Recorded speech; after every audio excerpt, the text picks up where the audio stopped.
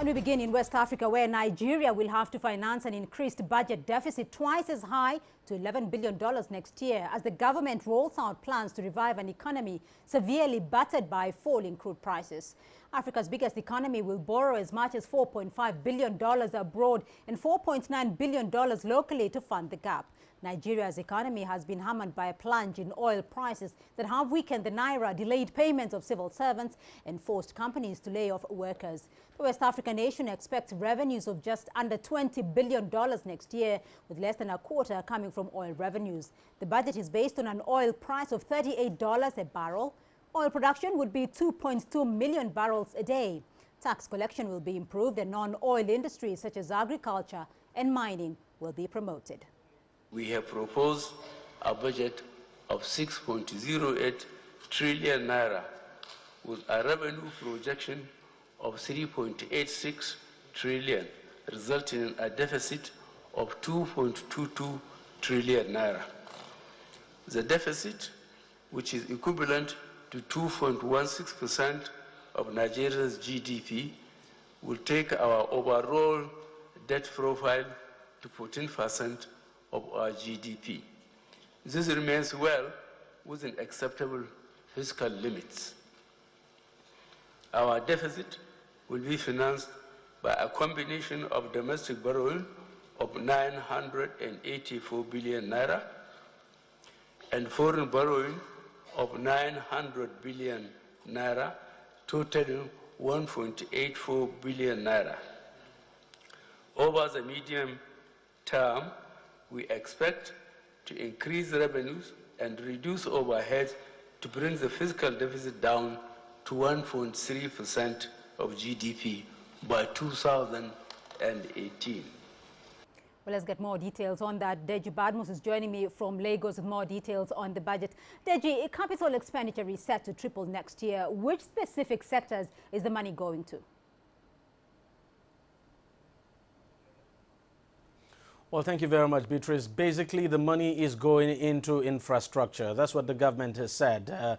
And that, the bulk of that money, the 11-point-something billion dollars it is borrowing, is basically going to be used for infrastructure development. We're talking about roads, power, housing, and of course, there's also the special intervention programs that the government says it will be spending so much on. Now, the general the idea is that, by spending on roads, power, and transportation, you would be creating instant jobs. For instance, take roads, for instance. The past government found it very difficult to execute a lot of road projects, all for lack of funding. And now what this government intends to do is to borrow, fund the construction of roads. Of course, power, it's a very huge problem here. So the idea is that with road infrastructure, for instance, when contractors are paid, you'd be able to create jobs, instant jobs for people, even though this would not be permanent jobs. But that has the potential of stimulating the economy. So that's the reason the government is doing this. And there's no question at all that Nigeria has enormous problems when you talk about infrastructure. It's a very big problem. Power is still a very big problem here. The government intends to spend heavily in power to ensure that Nigerians get power. And of course, the idea is that when you have power in this economy, then you'd be able to drive small businesses who are finding it difficult. The current power situation, and I'm talking about electricity now, it's a very difficult one for small businesses. So when you're able to drive small businesses, industries are able to work, the belief is that the economy will pick up. So that's the reason the bulk of that money is going into infrastructure, Beatrice. All right, the bulk of that money going into infrastructure, though, Deji, but oil prices are currently below $35 a barrel. Is the financial plan a bit too ambitious, though?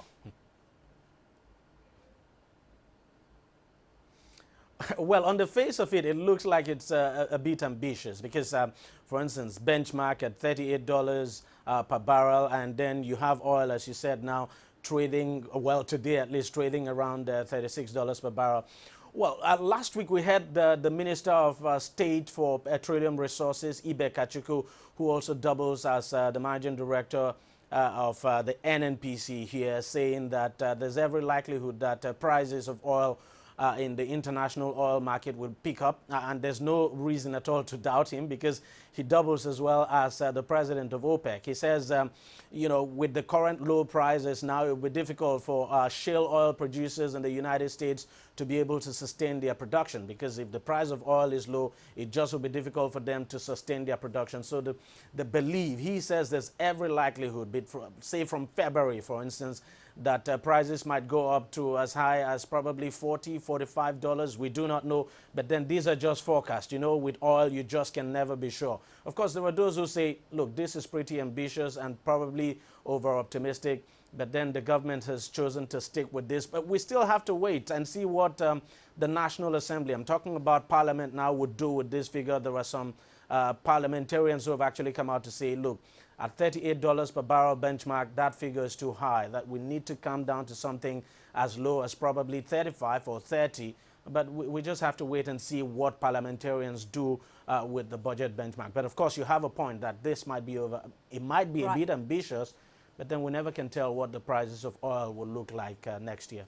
Well, Deji, President Buhari says economic growth will reach 4.4% in 2016. What exactly is he basing this on?